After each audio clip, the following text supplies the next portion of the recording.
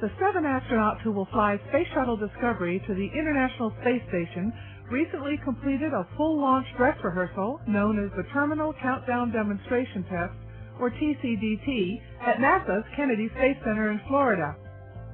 The crew members arrived in their T-38 jets January 19th, and after a short briefing headed off to the Launch Pad 39B to practice driving M113 armored personnel carriers.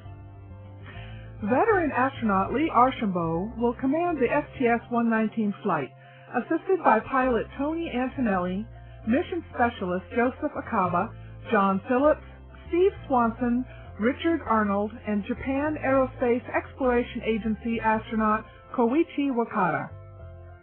Late in the afternoon, Archambault and Antonelli took to the skies in NASA's shuttle training aircraft to practice landing a jet that handles much like the space shuttle.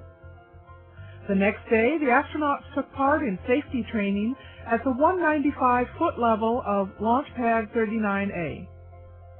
The crew also inspected Discovery's payload bay with the S6 truss and U.S. solar arrays tucked securely inside. On the final day of training, the crew members suited up and checked the fit of their flight suits, helmets, and gloves. They left the operations and checkout building waving to a crowd of well-wishers and made their way out to the pad. After all the crew members were seated in Discovery's flight deck, technicians briefly closed the hatch.